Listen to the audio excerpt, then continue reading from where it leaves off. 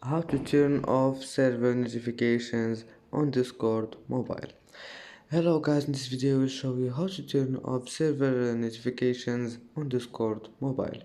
First go to Discord and then go to the server you want to turn off notifications and then click here